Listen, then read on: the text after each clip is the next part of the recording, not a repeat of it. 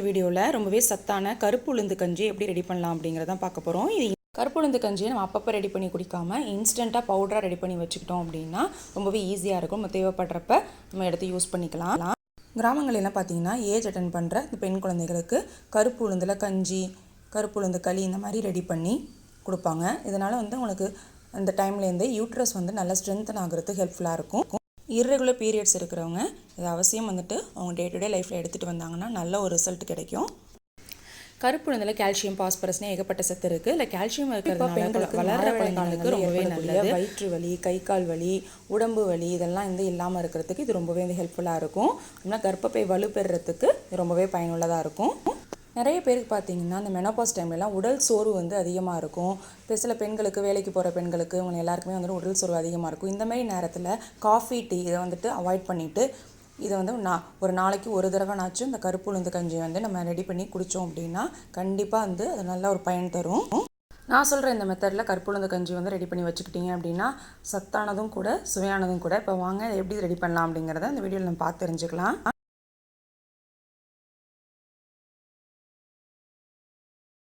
நான் இன்றைக்கி ஒரு கப் அளவு கருப்பு உளுந்து எடுத்து வச்சுருக்கேன். ஸ்டவ் ஆன் பண்ணிவிட்டு ஒரு பேனை ஹீட் பண்ணிக்கோங்க. ஹீட் ஆனதுக்கப்புறமா நான் எடுத்து வச்சுருக்க கருப்பு உளுந்து இதில் ஆட் பண்ணிக்கலாம். கூடவே பார்த்தீங்கன்னா வாசனைக்காக 3 ஏலக்காய் சேர்த்து மீடியமான ஃப்ளேமில் வச்சு நல்லா கலர் சேஞ்ச் ஆகி வாசனை வர அளவுக்கு வறுத்துக்கோங்க. மீடியமாகவே வச்சு வறுத்துக்கோங்க. அப்போ தான் இந்த உளுந்து ரொம்ப கரிஞ்சு போகாமல் இருக்கும்.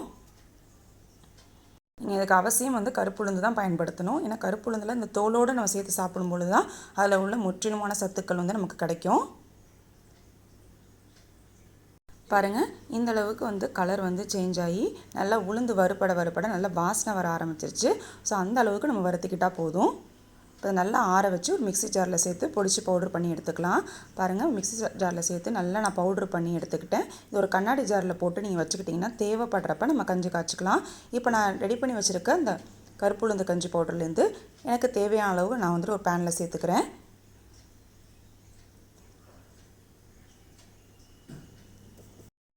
இப்போ இதில் ஒரு 1லேருந்து 1.5 கிளாஸ் அளவு தண்ணி சேர்த்துக்கலாம். முதலையே இந்த கஞ்சி பவுடரோட தண்ணியை சேர்த்து நல்லா கட்டிகள் இல்லாமல் கரைச்சி எடுத்துக்கோங்க. அதுக்கப்புறம் அடுப்பில் வச்சு கஞ்சி காய்ச்ச ஆரம்பித்தோம் அப்படின்னா கட்டிகள் இல்லாமல் நல்லா கரெக்டாக இருக்கும். இப்போ இதை ஸ்டவ் ஆன் பண்ணிவிட்டு நம்ம அடுப்பில் வச்சு கஞ்சி காய்ச்ச ஆரம்பிச்சிடலாம். மீடியமான ஃப்ளேமில் வச்சே அடிப்பிடிக்காமல் கையினால் நல்லா கிளறி விட்டுட்டே இருங்க. நம்ம கஞ்சி கொஞ்சம் தண்ணியாக குடிக்கிற மாதிரி கன்சிஸ்டன்சியில் இருந்தால் தான் கரெக்டாக இருக்கும்.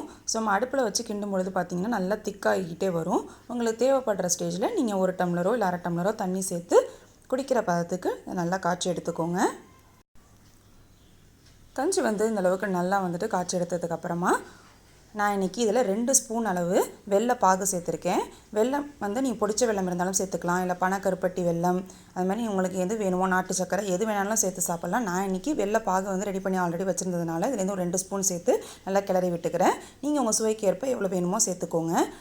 கருப்பட்டி பாகு இருந்தாலும் நீங்கள் அதை ஆட் பண்ணிக்கலாம், அது இன்னும் சத்தும் கூட.